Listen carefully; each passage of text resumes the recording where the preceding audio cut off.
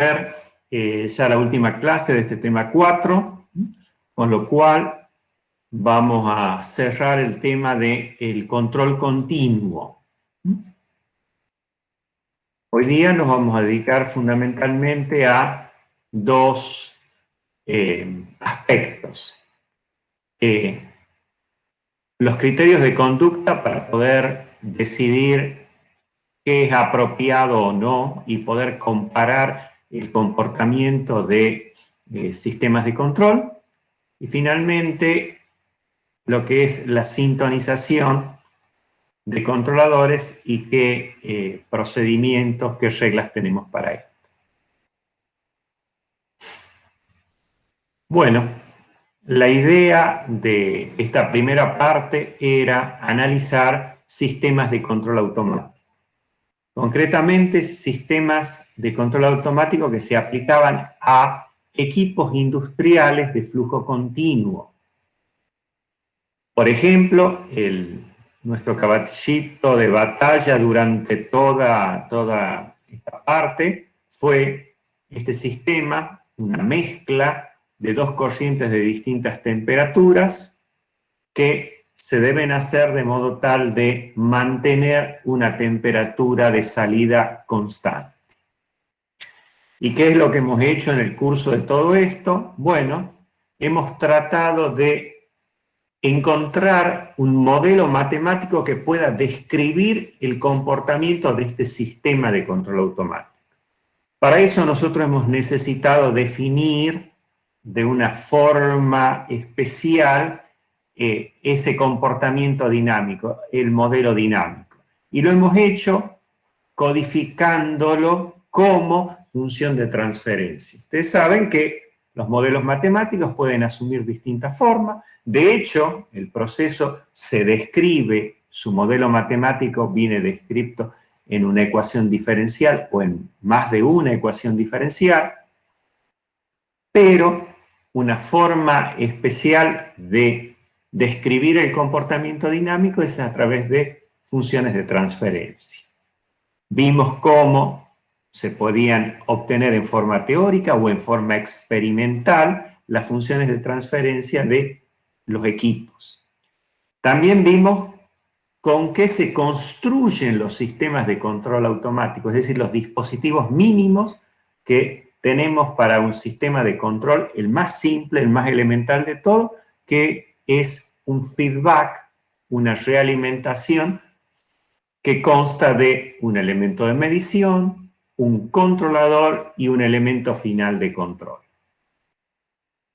Vimos, por lo menos en forma bastante panorámica, qué instrumentación hay disponible para poder hacer eso en los equipos industriales y analizamos cómo, a partir de la información técnica que nos dan los proveedores de estos equipos, cómo también se puede encontrar la función de transferencia. En el caso de la instrumentación, obtener esa información se hace sacando información de las especificaciones técnicas que vienen en un folleto, en un manual. Y una vez que teníamos la posibilidad de tener modelado todos los elementos que participan del lazo, vimos cómo podemos usar todo eso para analizar el comportamiento de los sistemas de control y concretamente cómo es la respuesta de la variable controlada que es casualmente la que nos interesa.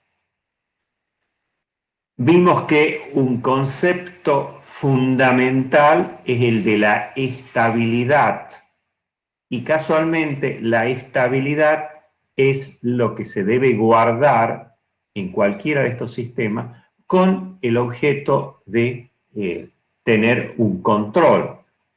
Si no hay estabilidad, no vamos a tener la posibilidad de tener control automático. Vimos con qué estaba vinculada esa estabilidad y hemos desarrollado una herramienta que nos permite conocer los límites de estabilidad. Entonces, por ejemplo, nosotros Eso nos va a orientar para el ajuste de los parámetros del controlador para que el equipo opere en esas condiciones de estabilidad. Hoy lo que vamos a ver es, bueno, ya existe el sistema de control automático, lo podemos reproducir porque hemos podido modelar un lazo. Bueno, ahora queremos caracterizar la respuesta, es decir, decidir qué tan buena o qué tan mala es la respuesta que tenemos.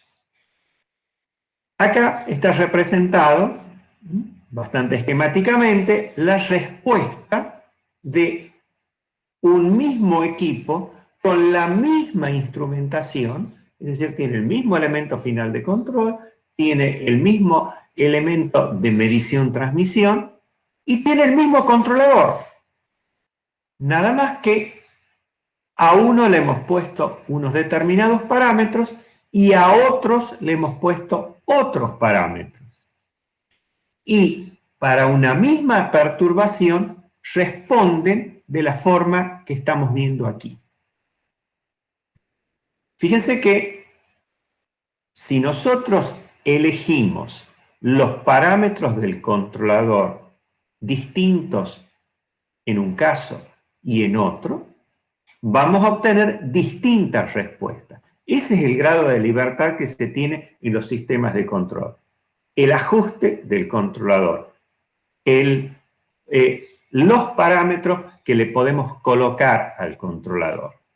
Y como pueden ver, la misma instrumentación y el mismo equipo y la misma perturbación va a producir respuestas distintas. El primer reto que nos vamos a proponer hoy es, bueno, ¿y cómo puedo hacer para comparar y para decidir? Y ahí está planteada una pregunta. ¿Cuál de los dos controladores, y cuando digo dos controladores, a lo mejor es el mismo controlador con distintos parámetros, cuál de estas dos ajustes, estos dos controladores, me genera la mejor de las respuestas? ¿Qué opina? Va a depender de lo que yo necesite, digamos, yo creo. Bueno, fíjate vos que la respuesta que vos tenés es interesante, porque hubiera sido casi equivalente a que yo les pregunte, ¿qué es más lindo, el color azul o el color verde?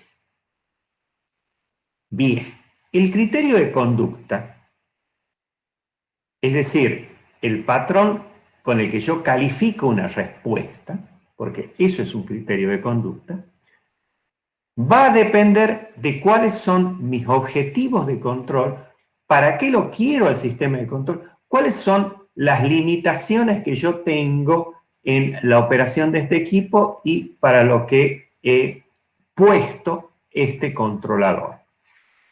¿Está claro? Miren el detalle importante. Depende de qué es lo que pretendemos con el sistema de control. Y eso nos va a definir el criterio de conducta. Por ejemplo, si yo necesito un control que siempre me deje la variable en su valor de set point, es decir, no es admisible que tengamos error de estado estacionario, y yo comparo estas dos respuestas, fíjense que queda claro que el controlador 2 es apropiado, o por lo menos es más apropiado que el otro. ¿Por qué? Porque me está asegurando que no deja error de estado estacionario. Pero, por ejemplo, si yo tengo un cierto control sobre una variable, por ejemplo, temperatura, y los apartamientos del set point son muy importantes y estoy limitado, qué sé yo, estoy produciendo una enzima, la estoy produciendo a 60 grados centígrados porque es las condiciones de mayor producción. Pero si la temperatura pasa de 65, se produce una desnaturalización y la calidad del producto baja notablemente. Fíjense que ahí yo voy a necesitar mantener el set point, pero la limitación más grande es que la temperatura no tiene que estar por encima de 65 grados. Entonces, estoy de alguna forma acotado por el máximo apartamiento que va a tener la temperatura del set point. Entonces, si ahora miro esta respuesta y digo, bueno, está claro que el caso de la curva verde es bárbaro porque me devuelve el set point, pero el máximo apartamiento del set point puede ser que sea inapropiado. Y en ese caso, el ajuste del controlador 1 es mejor que la del controlador 2. Miren cómo, de acuerdo a las necesidades, vamos a tener elección de los ajustes del controlador que son distintos. Por ejemplo, si nosotros queremos que la corrección se haga lo más rápidamente posible, es decir, que los apartamientos, los transitorios mientras corrige el controlador, me devuelva el estado estacionario lo más rápidamente posible, de nuevo voy a tener una elección que va a depender de ese criterio y van a ver si el controlador 2 es mejor que el controlador 1 es mejor que el controlador 2 porque, bueno, el controlador 2 está bailando, está oscilando todavía bastante más tiempo que lo haría ese mismo lazo de control con el ajuste correspondiente al controlador 2. Entonces, cuando quiero comparar cosas, necesito algún criterio de conducta. El criterio de conducta es algún parámetro que me permite cuantitativamente decir este controlador es mejor que este otro. ¿Sí? Una escala de valores que me permite decir este es mejor que este. Y no solamente que uno es mejor que el otro, porque acá, viendo estas gráficas, yo ya estoy diciendo tal es mejor que el otro. Puedo decir cuánto mejor es uno que otro. Por lo tanto, lo que denominamos criterios de conducta son parámetros cuantitativos que me permiten la comparación de la forma en la que responde un sistema de control. La forma en la que responde un sistema de control. Y ahora las comparaciones las puedo hacer en forma cuantitativa. Bien, ¿para qué me van a servir? Bueno, me puede servir, por ejemplo, si quiero saber si pongo controlador PID o pongo un controlador PI.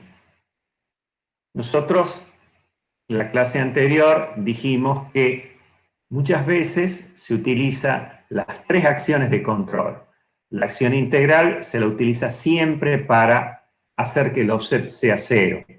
Pero como el sistema puede responder en forma lenta, se le pone acción derivativa para compensar el efecto de la acción integral que lo hacía más lenta a la respuesta. Bueno, en base a eso entonces es que uno puede decir, bueno, como es lenta la respuesta, pongo acción derivativa. Pero una cosa que yo les dije, mire, si ponen 3 acciones, siempre va a ser más complicado el ajuste. Por eso, la inmensa mayoría de los controladores de procesos son PI. Sin embargo, ustedes con un criterio de conducta pueden decir cuánto se mejora la respuesta si ponen PID. A lo mejor si se mejora un 5%, y capaz que dicen me quedo con un PI. Si mejora un 70%, está claro que poner acción derivativa lo hace mucho mejor a la performance de este lazo de control. Criterio de conducta. En forma cuantitativa, comparar. Poner un controlador PI con uno PID.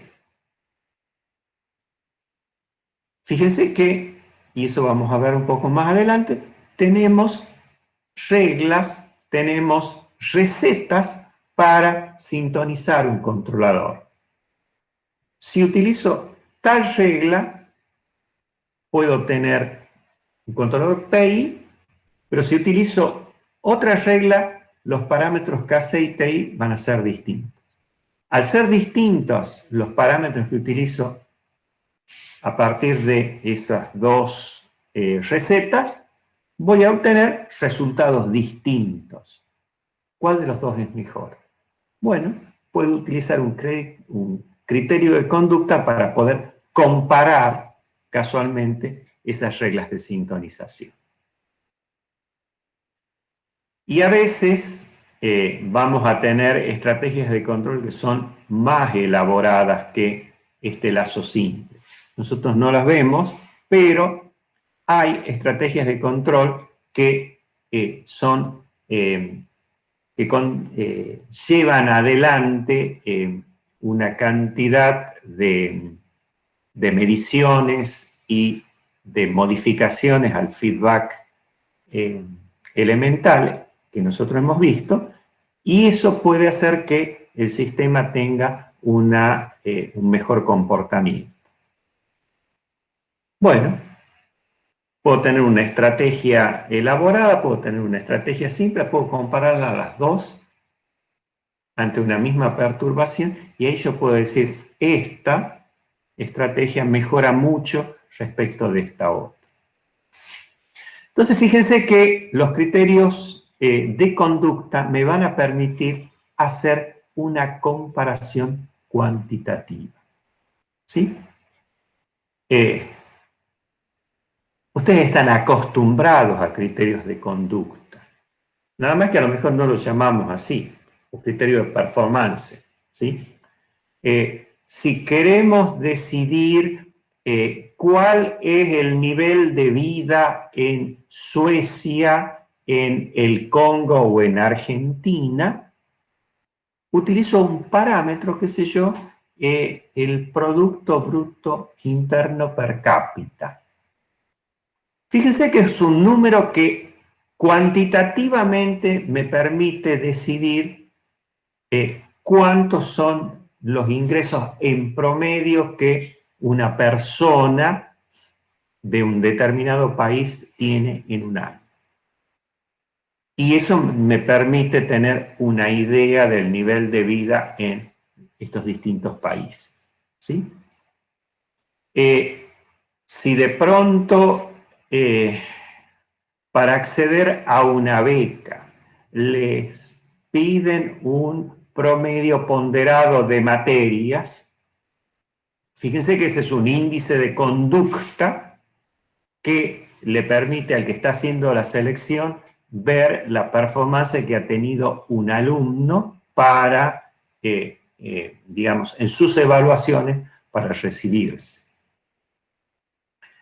De nuevo, con el criterio de conducta nos queda siempre un número.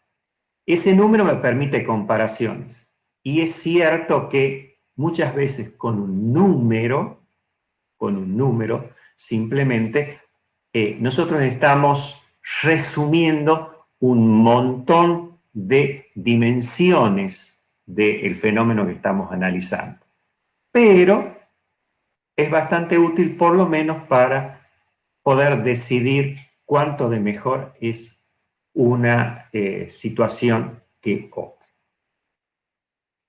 Bueno, veamos qué criterios de conducta podemos utilizar con los sistemas de control.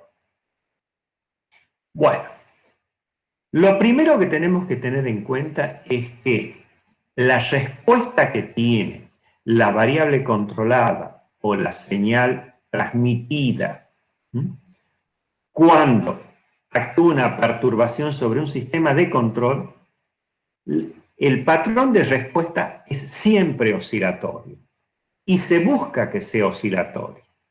La idea es que tengamos apartamientos en un sentido y en el otro respecto del set point. Eso es digamos, algo fundamental ahora para establecer los criterios de conducta. Y dentro de los criterios de conducta hay algunos criterios muy simples. ¿Y cuáles son esos criterios simples? Son los que tienen en cuenta solamente algunos de los puntos del transitorio. Es decir, algunos de los puntos de la respuesta temporal. Y otros que se denominan integrales, que consideran toda la respuesta, ¿sí? La consideran como una curva continua. Bueno, veamos los criterios de conducta simples, que son los que más se utilizan y los más sencillos de poder aplicar en forma totalmente directa. El más elemental de todo, ya lo hemos mencionado, y es el offset.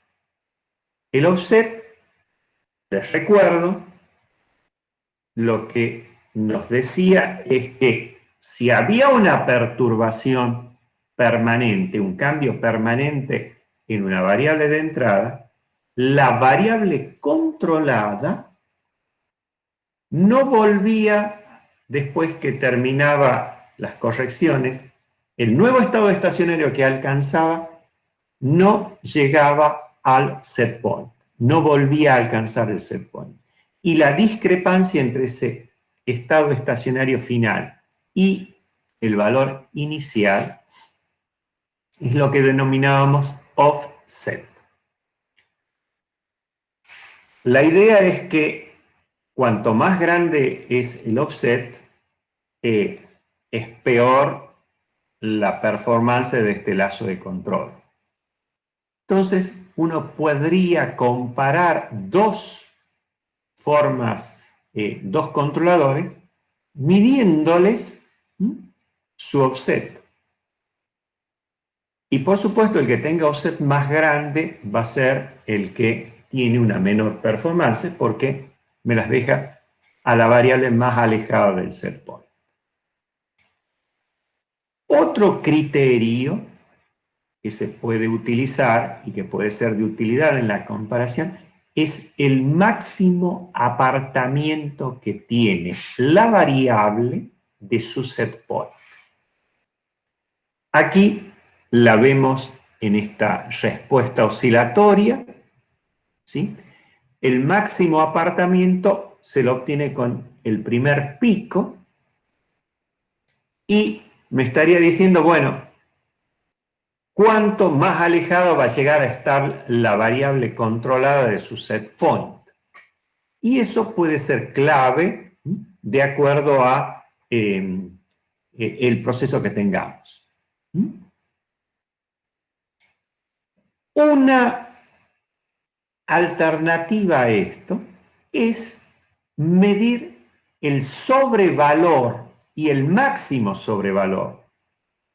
¿Y qué sería el máximo sobrevalor? El máximo apartamiento, pero ahora respecto de el estado estacionario final que toma la variable. El máximo apartamiento, pero medido a partir de el estado estacionario final. Fíjense que si no hay offset, es decir, si el offset es 0, el primer sobrevalor y el máximo apartamiento serían coincidentes.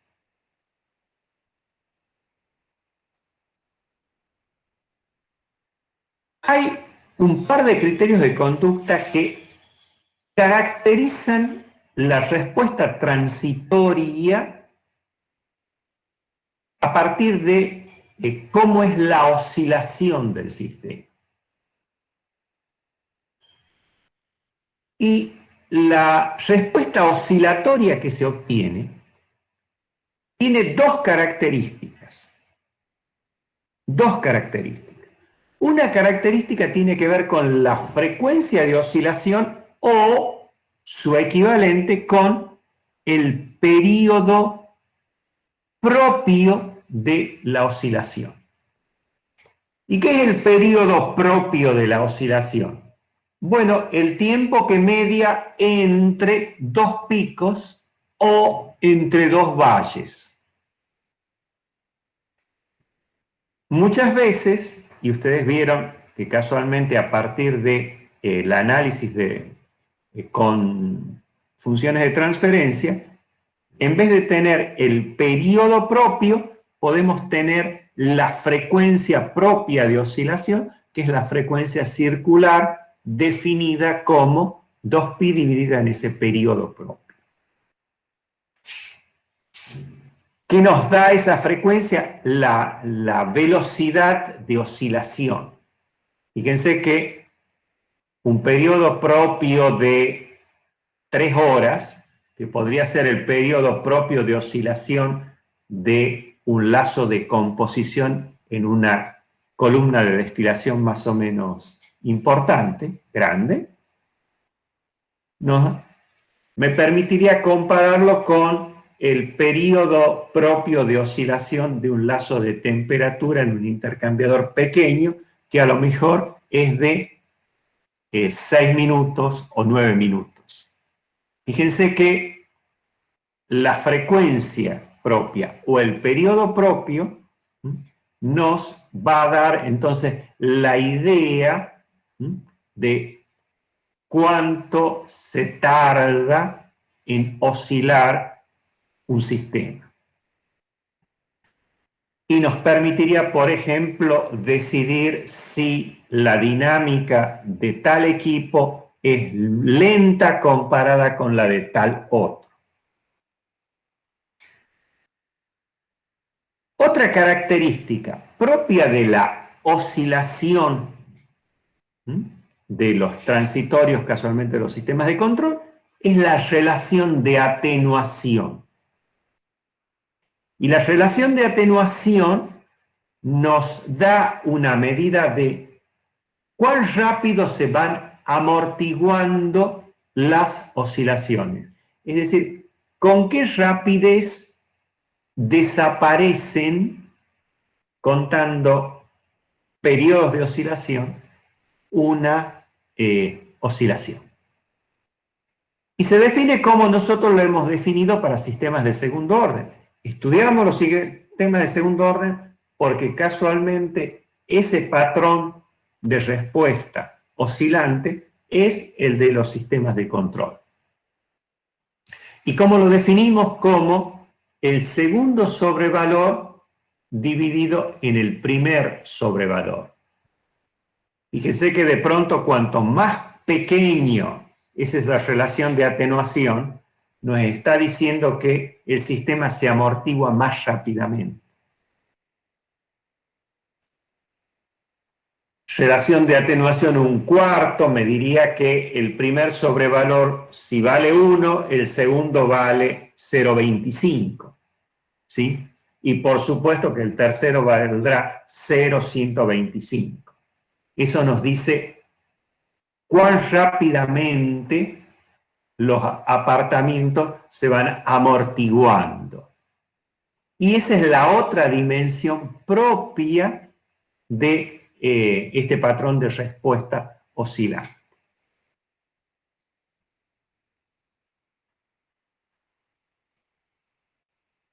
muchas veces vamos a estar interesados en saber qué tan rápidamente corrige un dado controlador una perturbación.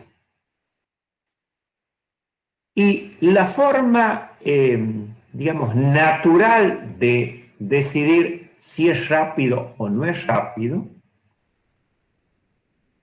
vendría dada por la cantidad de tiempo que le demanda a este sistema de control hacer que los efectos de la perturbación desaparezcan.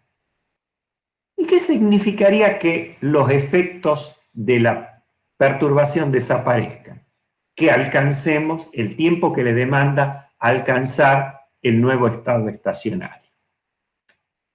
Si nosotros nos guiáramos por un criterio meramente matemático, bueno, ustedes dirían, el tiempo ese es infinito. Está bien. Desde el punto de vista matemático, diríamos que el estado estacionario final se alcanza en el infinito.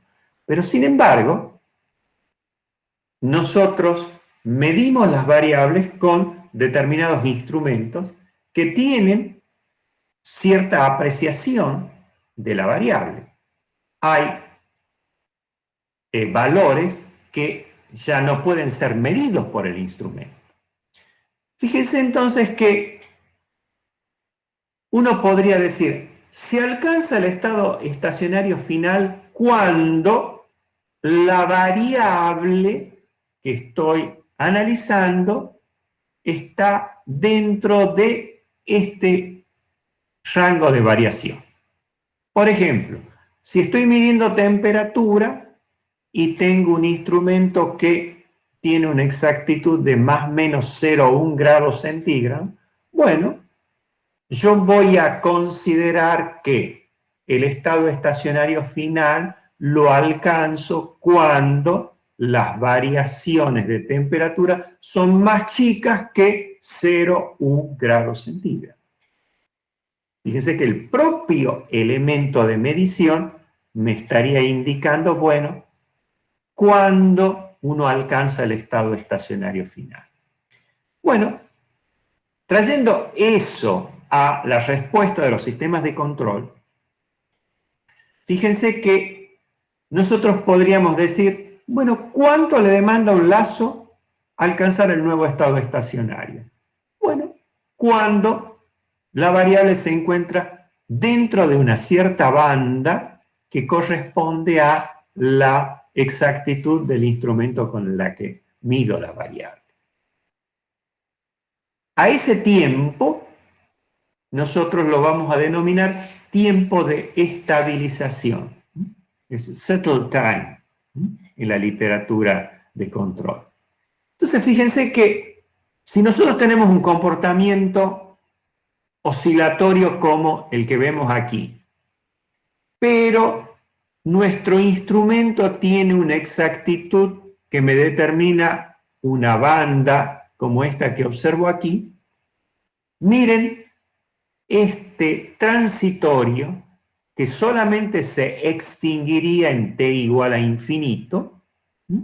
Sin embargo, cuando entra dentro de esa banda de exactitud de la medición, ya no puedo discernir porque estoy dentro de los límites del error del instrumento. Bueno, cuando la variable entra dentro de esa banda de tolerancia, nosotros decimos que el tiempo ese que le demanda a la variable entrar dentro de ese ámbito es el tiempo de estabilización. Y probablemente esta sea la mejor medida que tengamos para decidir respecto de la rapidez con la que un sistema de control corrige.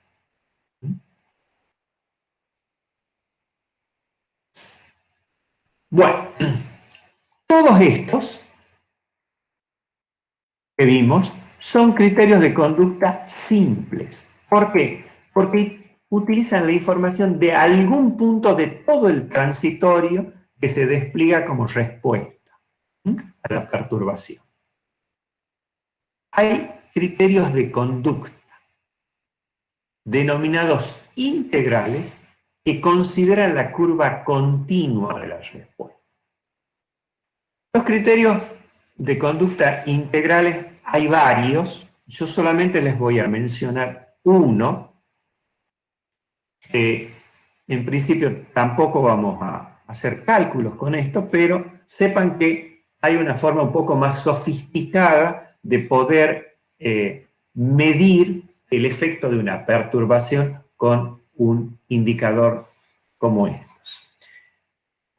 Y uno de ellos es la integral del valor absoluto del error. ¿Qué es lo que se hace? Se considera todo el transitorio de respuesta y se calcula el área que tendría por exceso y por defecto el error, el tránsito, la función esta de error. Fíjense que en la medida en que esa superficie sea más grande, nos indicaría que es mayor los apartamientos que ha sufrido la variable respecto del estado de referencia del set point. Y nos vendría a considerar absolutamente todo el transitorio. Y estoy penalizando en una forma idéntica tanto excesos como defectos de la variable respecto del set point. Y considero todo el transitorio. Bueno, bien. ¿Alguna pregunta? No, profesor. No, ninguna. No hasta el momento, ingeniero. Bueno, sigamos entonces. Entonces ahora vamos a ver algo que es muy importante en todo esto, que es la sintonización de los controladores. ¿Nosotros qué dijimos de los controladores? Bueno, los controladores de proceso normalmente vienen con una función de transferencia, es decir, su circuito eléctrico, su circuito neumático, la plaqueta de cálculo digital que trae dentro. Cualquiera sea la tecnología, en el caso de equipos de proceso, la inmensa mayoría son controladores PID. Por eso es que nos hemos dedicado a analizar este tipo de controladores. Y vimos que estos controladores vienen con una función de transferencia definida que es esta. Les cuento como detalle, pero a los efectos nuestros no es demasiado importante. En algunos casos puede haber algunas diferencias respecto a esta función de transferencia, pero se adecuan bastante a una de este tipo, en donde los coeficientes Kc, tiempo integral Ti y tiempo derivativo Td, ¿sí? Son coeficientes que pueden ser cambiados. ¿Y cómo se cambian? Y bueno, a lo mejor en el frente del controlador ustedes tienen unas teclas que uno las va tocando, se van desplegando menúes en un display y ahí ustedes pueden decir, bueno, Kc vale 1,5, Ti vale 2 minutos, Td vale 0,5 minutos. Es decir que el controlador es un dispositivo que viene con su función de transferencia y los coeficientes los podemos colocar nosotros. Y ese mismo controlador también tiene la posibilidad de que ustedes cambien cuál es el valor deseado que le van a imponer a ese lazo de control. El proceso por el cual ustedes establecen el valor de Kc, de Ti y de Td, es lo que nosotros denominamos sintonización del controlador. Cuando ustedes van en el auto, encienden la radio, ¿qué significa que la sintonicen? Que busquen la frecuencia en 95.5. Es decir, establece para la frecuencia de captación de la antena y para que le reproduzca las ondas, 95.5. Ahora, el caso del controlador es elegir casualmente Kc, Ti y Td. Bueno, fíjense que es algo que tiene su aplicación práctica. Ustedes podrán en algún momento ver algún equipo que está con control automático, tendrá su controlador. Bueno, sepan que tiene que ser sintonizado, que alguien lo sintonice. Podrían ser ustedes. Hay métodos de sintonización. ¿Qué significa método de sintonización? Un procedimiento por el cual obtenemos valores de Kc, Ti y Td que le tenemos que colocar. Bueno, esas reglas de sintonización, lo primero que tenemos que aclarar, son reglas de sintonización, en algunos casos muy empíricas, en otras con soporte teórico.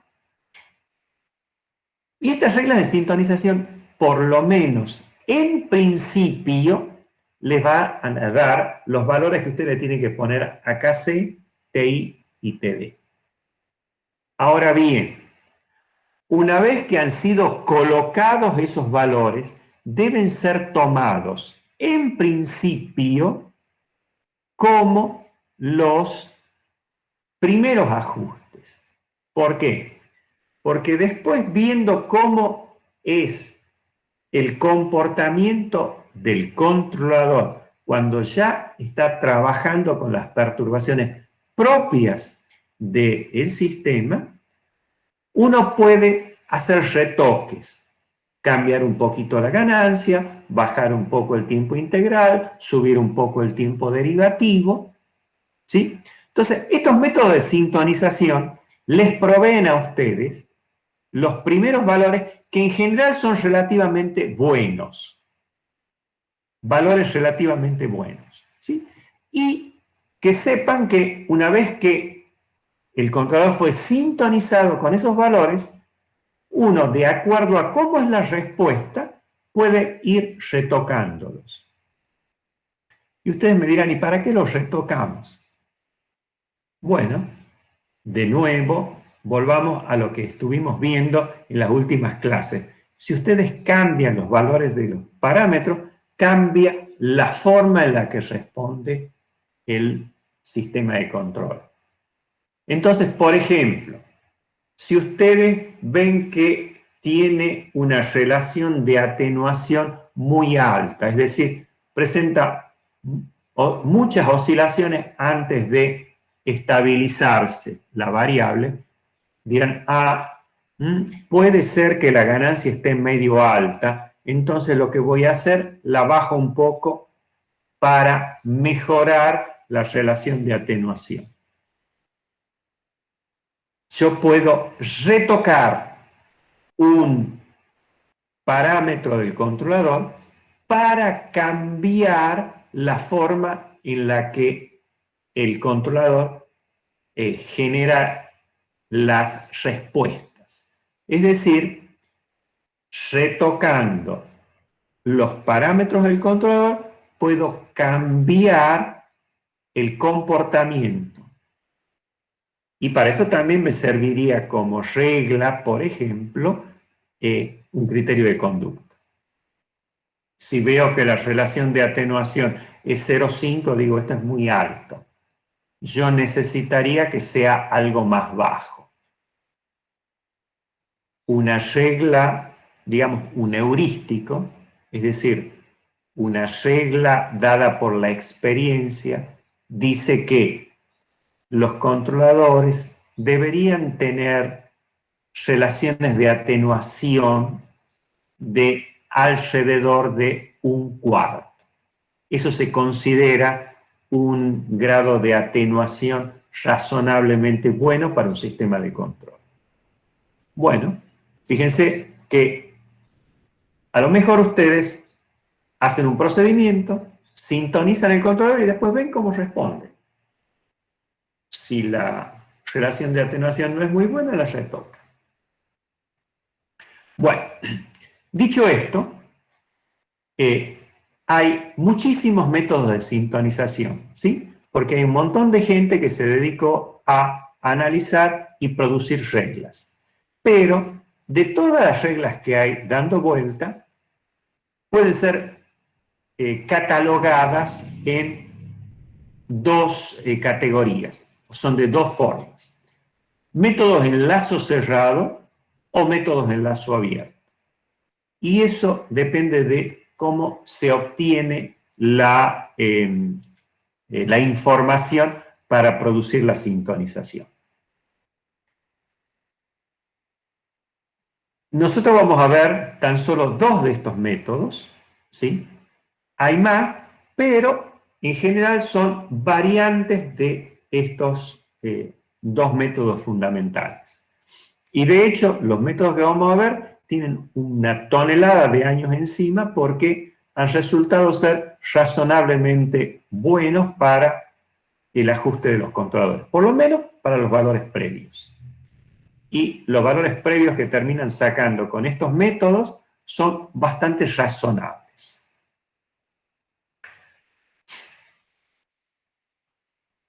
Veamos el método de las oscilaciones sostenidas o método de lazo cerrado de Ziegler y Nichols. ¿En qué consiste? Bueno, como es un método de lazo cerrado, significa que la información que voy a sacar para ajustar el controlador se hace a partir de un ensayo que hacemos sobre el equipo, ¿sí? Trabajando en lazo cerrado. Ustedes dirán, bueno, pero voy a trabajar en lazo cerrado y resulta ser que tengo que sintonizarlo. Bueno, les cuento.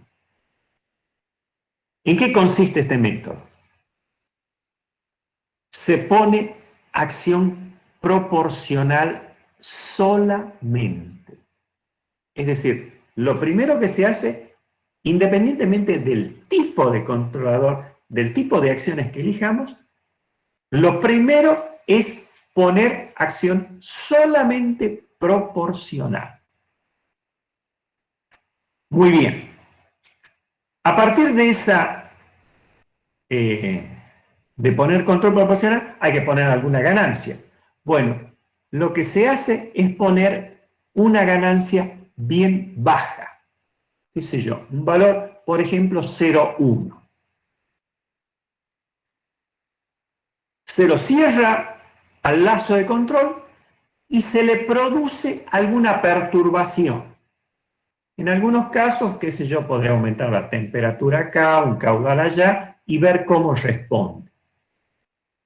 Una forma posible de introducir un cambio en el lazo de control sería tocando el set point. Por ejemplo, aumentándolo un poco o disminuyéndolo un poco o produciendo un pulso, es decir, aumentando el set point y disminuyendo. Cuando yo produzco una perturbación, el sistema de control comienza a corregir ese cambio que he introducido. Bueno, lo que se necesita acá es tener un registro de la variable. Es decir, cómo responde la variable.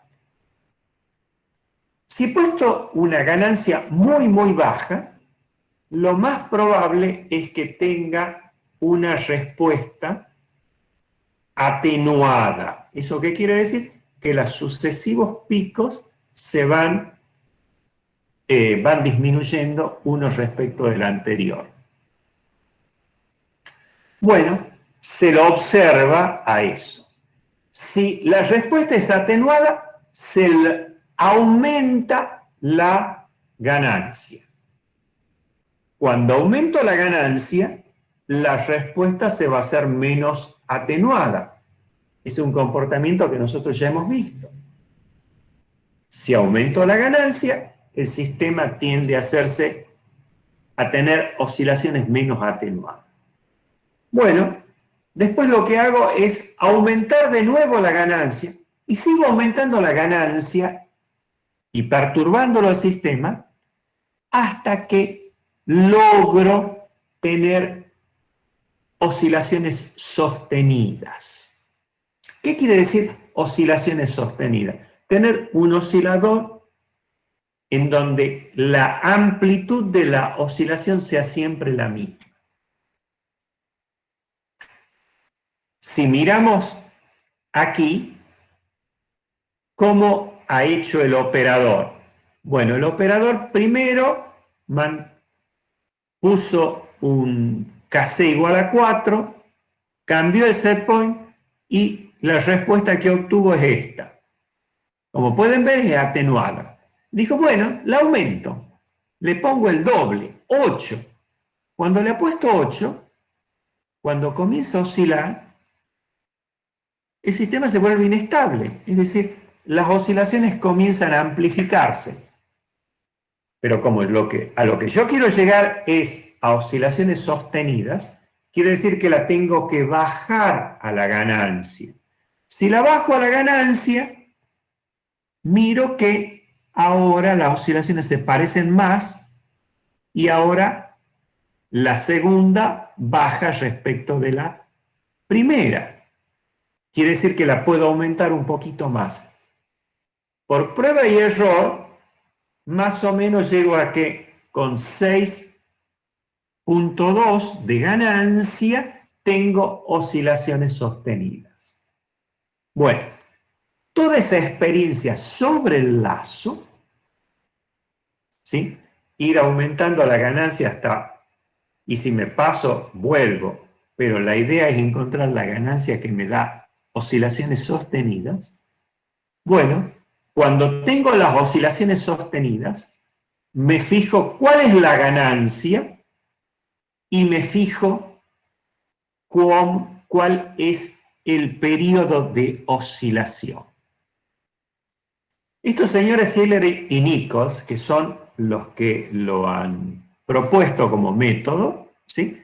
Lo llamaron a esto ganancia del controlador última, ganancia última, y al periodo de oscilación lo denominaron periodo último. Y ellos propusieron que los valores del controlador se calculen utilizando casualmente esos dos parámetros, la ganancia del controlador y el periodo último. Por ejemplo, si lo que ustedes tienen que sintonizar es un controlador PI, ellos le dijeron, bueno, póngale al controlador una ganancia igual a la ganancia última que acaba de encontrar, dividido en 2,2. Y para el tiempo integral utilicen el periodo último dividido en 1,2. Por supuesto, como el controlador es PI, en ese caso el valor del tiempo derivativo tendrá que ser igual a 0. Fíjense que este es un procedimiento totalmente experimental, totalmente empírico. Ustedes lo podrían hacer directamente con el equipo, ¿sí? Y trabajando directamente con el equipo podrían ajustarlo al controlador.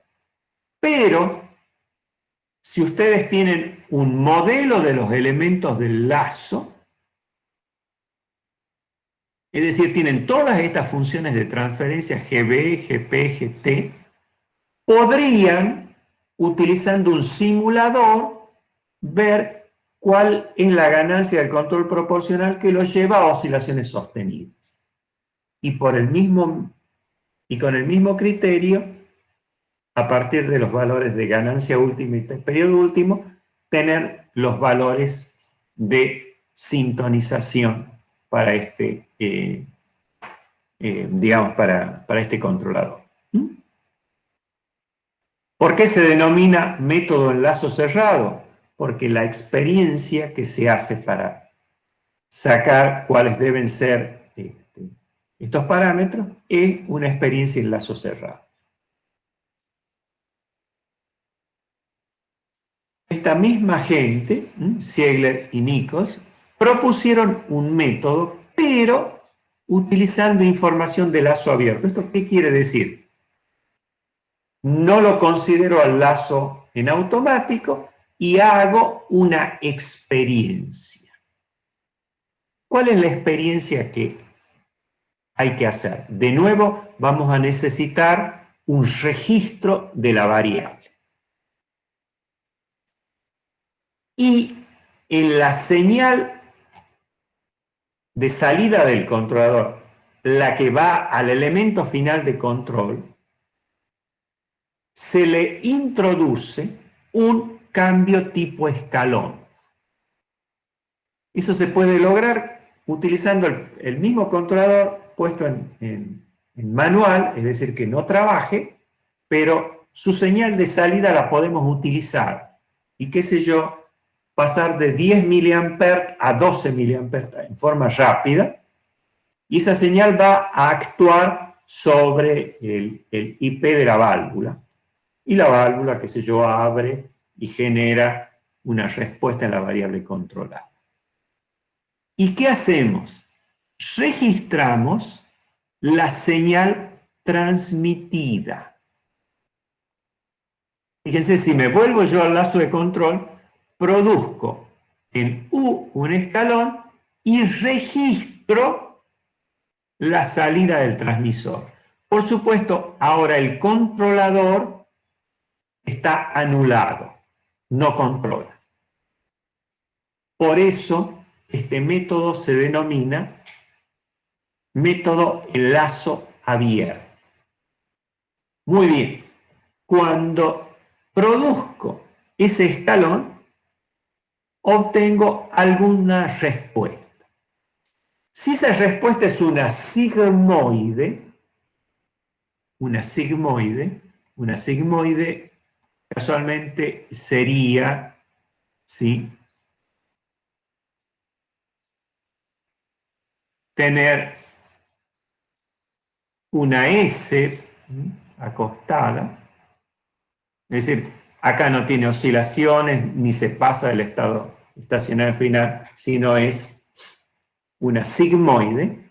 Bueno, entonces Ziegler y Nichols les dicen, miren, vamos a caracterizar a este proceso con una función de transferencia simplificada.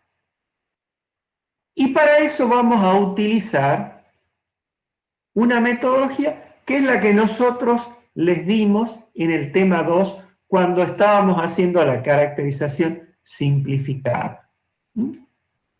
¿Se acuerdan?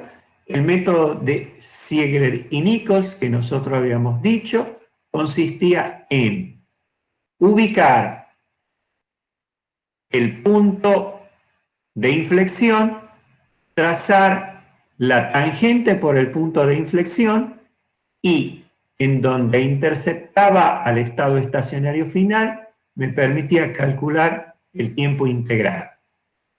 Y después, donde intersectaba al estado estacionario final, me permitía calcular cuánto era la constante de tiempo.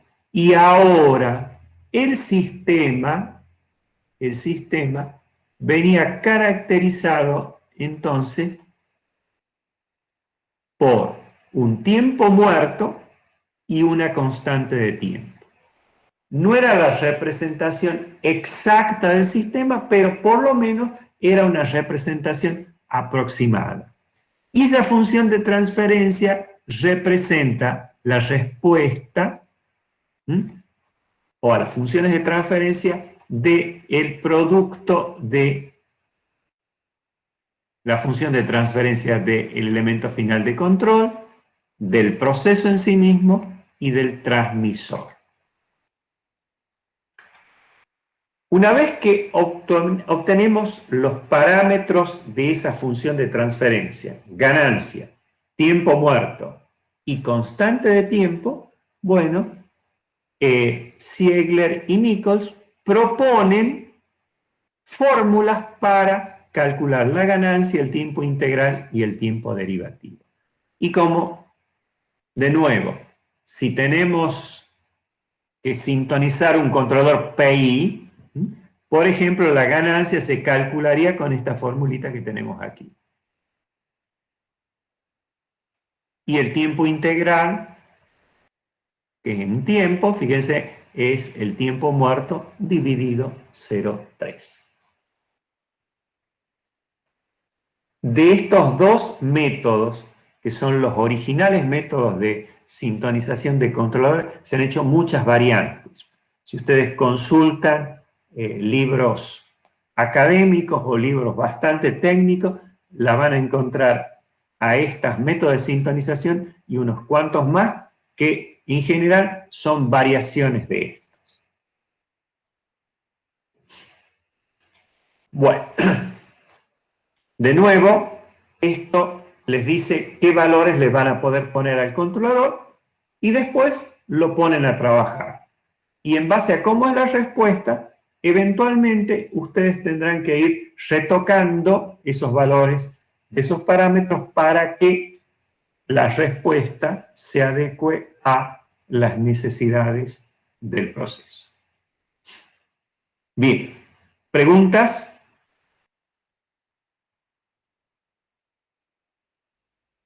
Profe, buen día. Hola, ¿me escucha? Bueno, en principio entonces, sí, no tenemos, pasamos a ver cuáles son los problemas que ustedes tienen que analizar en el práctico del día de mañana. Profesor, hay un alumno que quiere hacer una consulta, pero no se lo escucha muy bien, no sé. Bien, que me la pase por chat entonces. No sé si me escucha ahí. Hola. Sí, En el caso del método este de curva de respuesta para lazo abierto, sí. siempre voy a tener una sigmoide la forma. O A sea, ver, porque no ustedes... siempre vas a tener una sigmoide. No siempre vas a tener una sigmoide. ¿Sí? A veces la respuesta tiene otra forma. Si tiene otra forma, ya no lo podemos usar, por lo menos directamente, este método. Perfecto. Es decir, está pensado para el caso en donde la respuesta tenga ese patrón. Por ejemplo, ¿sí? A ver. Por ejemplo, si la respuesta, en vez de ser así como una sigmoide, hubiera sido,